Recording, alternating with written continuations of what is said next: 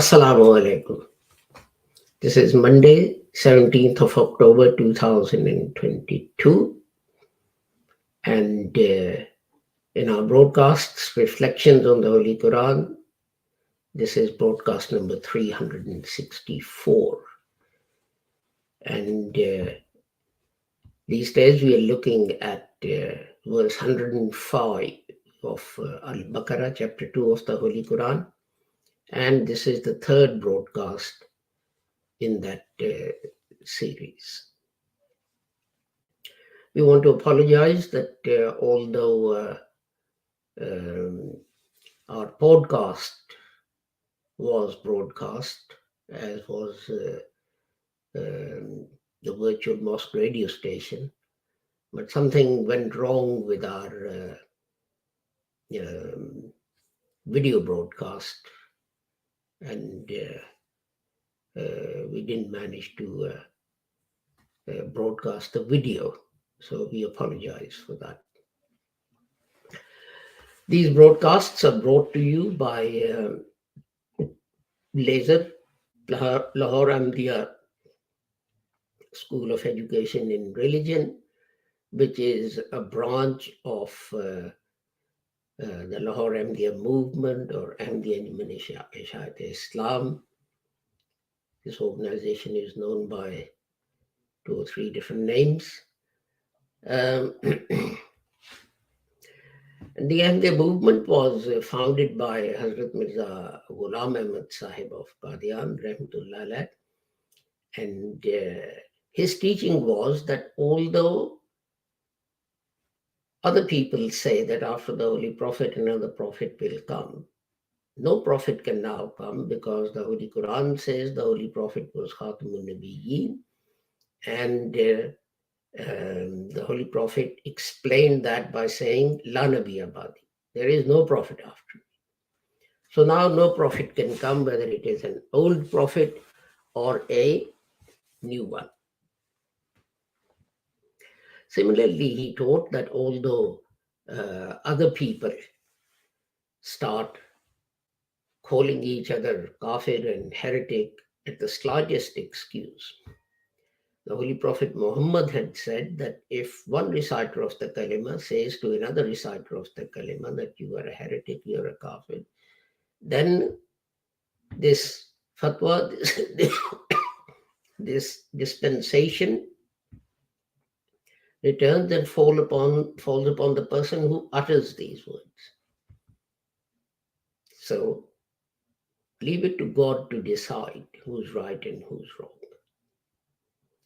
And Hazrat Mirza Ghulam Ahmad also taught that other Muslims say that some prophetic revelation was missed out from the Holy Quran, such as Ayah Rajam, Surah Walayat, and so on. But he said the God has promised to safeguard the Holy Quran, so nothing could be missing from it. Similarly, some people say that some verses of the Holy Quran have been abrogated. But Hazrat Sahib taught that no, this is not true. No verse of the Holy Quran is abrogated. And he taught that jihad is a fundamental duty of every Muslim. But the Holy Prophet defined jihad as jihad bin nafs. When returning from fighting, the Holy Prophet said that Muslims are returning from jihad-e-asghar, minor struggle, to jihad-e-akbar, the major struggle.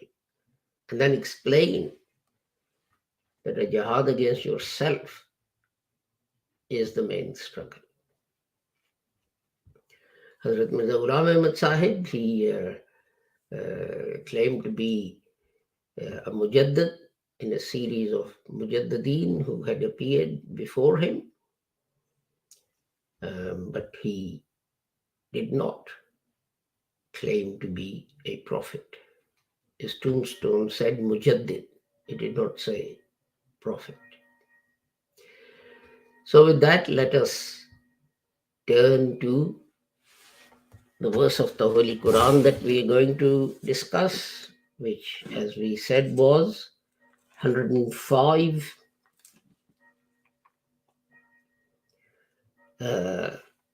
chapter 2, verse 105, Al-Baqarah, 105.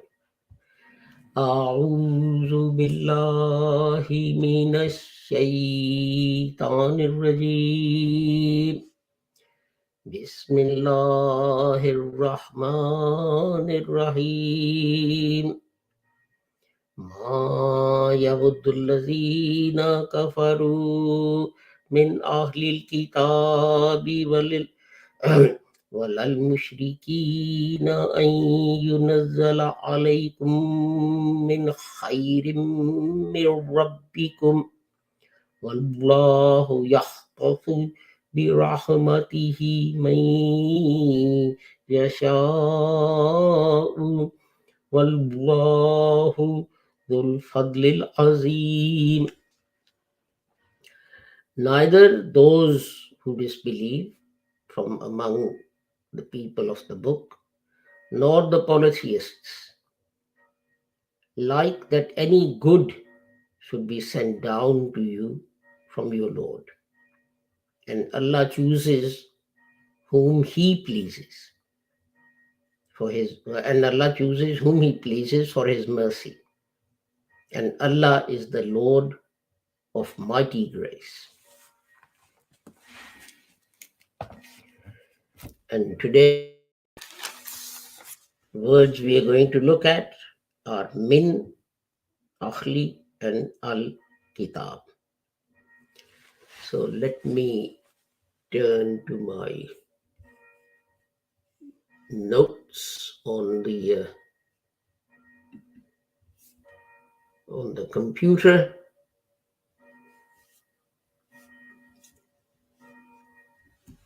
And let's see. Min is min. It just means from. The next word is akhli. The whole word, all the letters in that are part of the root Hamza, Ha, Lam. And that occurs in the Holy Quran 127 times. And it means people, a group of people. And sometimes that group of people is a family, so it stands for family as well. So these are this is the only meaning that it has. The next word is Al-Kitab. It has two segments, obviously, Al and Kitab. And the root is Kaf, Ta, Ba. And it occurs in the Holy Quran 319 times, and 7 words are made from this root that we find in the Holy Quran. And 260 times we find the word Kitab. It's the same as the Urdu word Kitab. 49 times we find Kataba. And that takes care of most of them. Katib we find 6 times, and the rest we find used individually, like Maktub and so on. Now you can see, and Katib, you can see these are words normally used in Urdu as well. Now, Kitab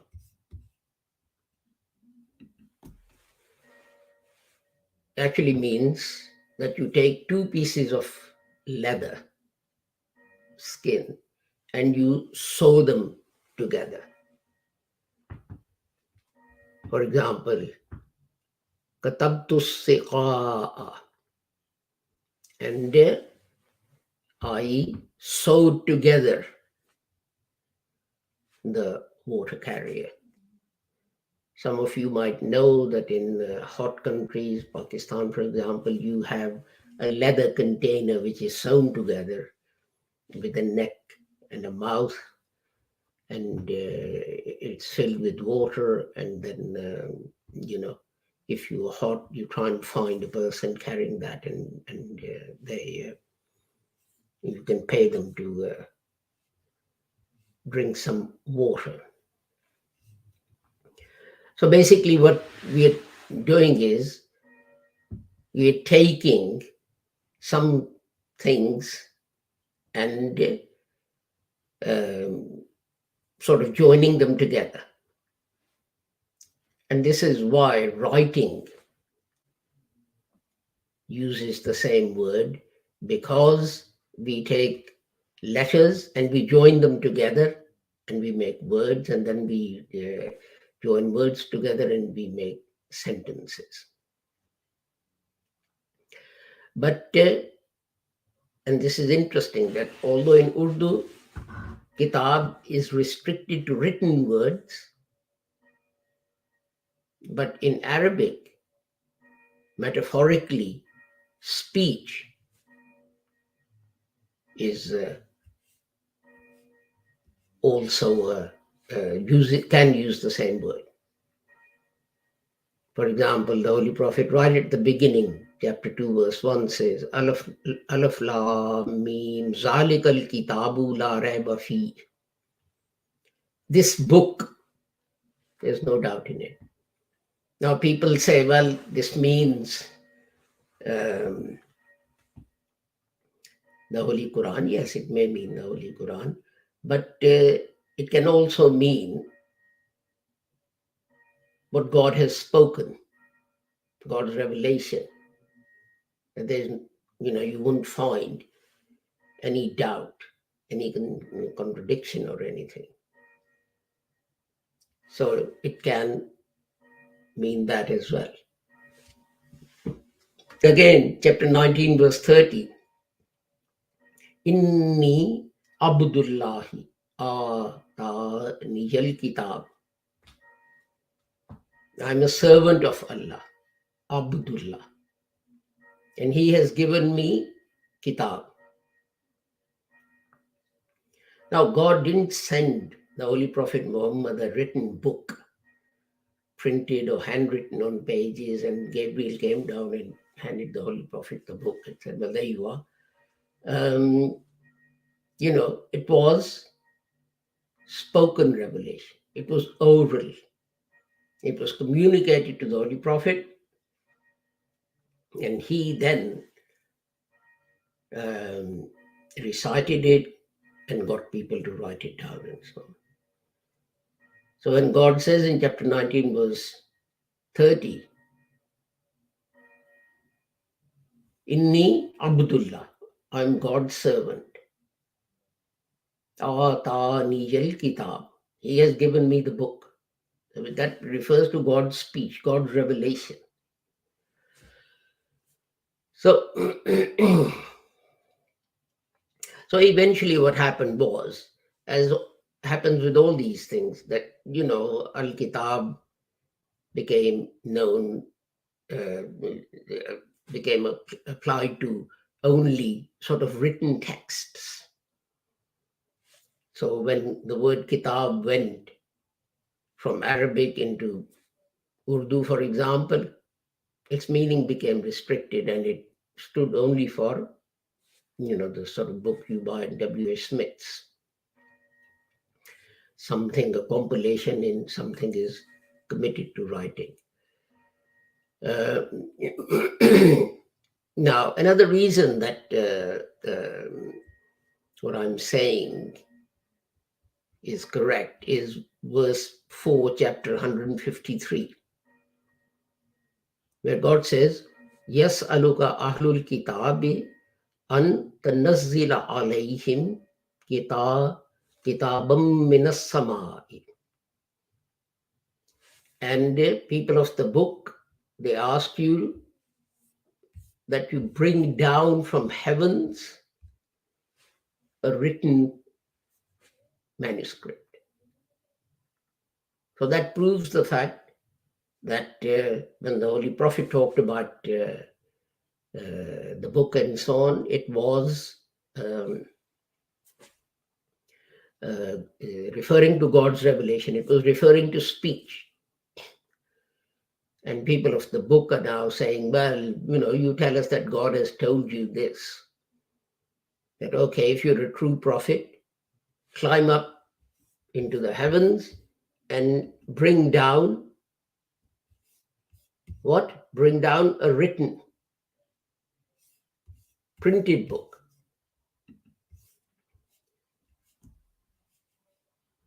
So, in another verse of the Holy Quran, chapter 6, verse 7, وَلَوْ نَزَّلْنَا عَلَيْكَ كِتَابًا فِي قِرْطَاسٍ. And if he had revealed to you a book written on paper. So you can see that the word book is used for things written on paper and for something else. And what's something else? That would be oral speech. And by extension, the word kitab or kataba, the root, is used to show that something has been conclusively proven, or an estimate, or made a duty. Or even if you decide definitely to do something, the same word is used. And the argument is, well, first you come up with an idea, you think of it in your mind, and then you express it with your tongue, and then at the end you would write it down to make sure that it's not lost. So and these meanings, there are verses of the Holy Quran which justify these meanings. For example, chapter 58, verse 21 says, Kataballahu la aghlibanna anaba rusuli. And God's order is Kataballah. Here you won't translate that as God's book, but as something that God has decided will happen. That God commands, God orders. God has decided that who will prevail? Me and my prophets. We shall prevail. Again, the Holy Quran says, قُلْ لَن يُصِيبَنَا إِلَّا مَا كَتَبَ اللَّهُ لَنَا. Chapter 9, verse 51. And tell them that nothing can harm you except that which God has, you can say, written for us, or destined for us and ordained for us. Ma kataballah. This is what God has ordained. This is what God has decided.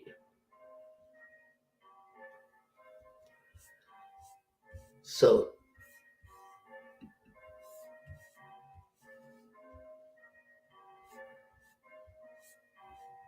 I keep on messing up pages for some reason this time. So we have chapter 2, verse 180. Kutiba alaykum iza hadara ahadakumul maut. When it is made a duty that when death comes, when God has decreed that you will die. Kutiba, it is made your duty. Chapter 2, verse 183. Kutiba alaykumus siyam. Kutiba. You are commanded to. Do what? Fast. Alaykumus The word is kotiba, but meaning is it's your duty to do that. But see, this is one thing I keep saying, that people interpret things and then make them seem like the meanings of the Holy Quran, and that is very dangerous. For example, this verse of the Holy Quran, Lima katabta alaynal qital, it's generally translated as, and why did you make jihad a duty? Now here the word katabat is used, which means a duty, but what's made a duty? Did you hear me say the word jihad in there? No, the word jihad is not there. The word qital is there, which means fighting. The people didn't want to fight for various reasons. Some had embraced Islam in Medina because they saw that the Holy Prophet Muhammad had the upper hand. And, people like to be with the winners and so on.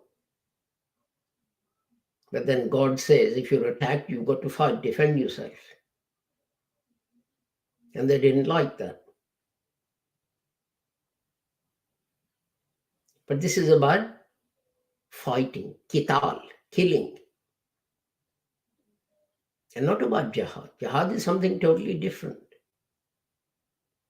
But if you look at the translation, and in this dictionary, the translation is, why have you made jihad a duty on us? And this has become a problem because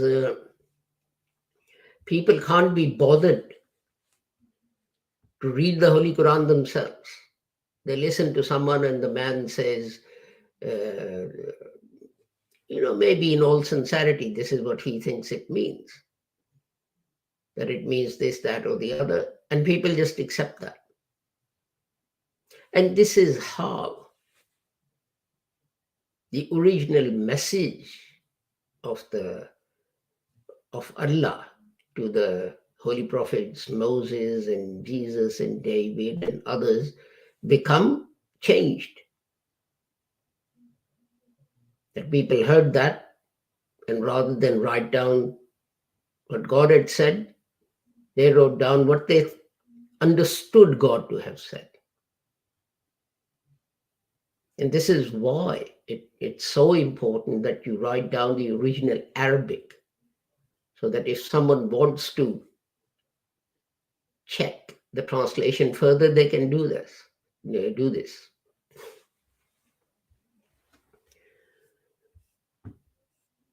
So let's see what else is there.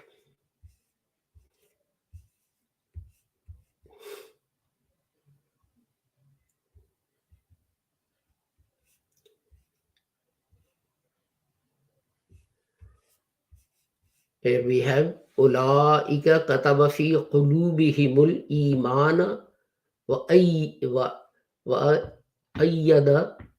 bi ruhim min. Chapter 58, verse 22. And these are the people in whose hearts God has instilled faith and helped them, supported them with heavenly support. Kataba. Ulaika kataba. God has, this has been infused into their hearts. God has put this, etc. Faktubna ma'ashahidin. Chapter 3, verse 53. Write our name amongst the believers. So here it's being used literally as right.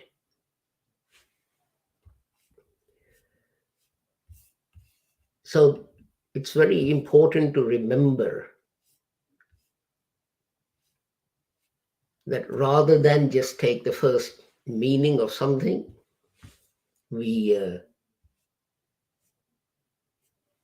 actually try and understand what the context is. Why is the word being used? I mean, we know, for example, it is said that there is an angel sitting on each person's right shoulder and one on the left shoulder, and they're writing down their deeds. And those deeds will then, you will have to account for them. I mean, that is taken literally. But these are spiritual things, and we don't know what it means.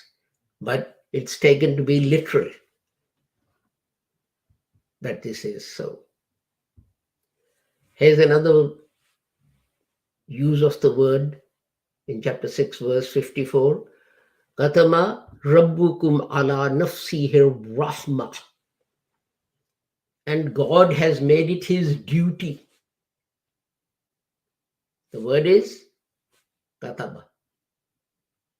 But what it means is duty. God has made it incumbent upon him to be kind and to be merciful.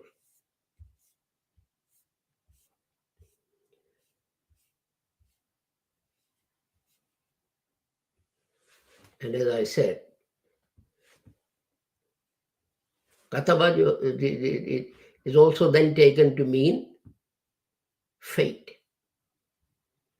Because, the verse 51 of chapter 9 says, قُلْ لَن يُثِيبَنَا إِلَّا مَا كَتَبَ اللَّهُ لَنَا. Nothing can harm you except what Allah has written. So here kataba means that God has decided that a certain matter will be dealt with, will result in something. So God has decided. So that person is saying that nothing can harm us except what Allah has deemed, what's been written in your faith, some people say. So with that, we end today's English broadcast. I again apologize that for some reason the Urdu broadcast the Urdu broadcast didn't get broadcast, if you see what I mean, for technical reasons. I hope tomorrow it will be okay. There's also the reason that I've been unwell and hadn't been able to broadcast for 2 weeks, so I just sort of got out of the habit of pressing the buttons as I need to. Anyway, be that as it may, with the prayer that whoever you are and wherever you may be, may Allah keep all of you safe and sound and free from harm. Assalamu Hafiz and goodbye.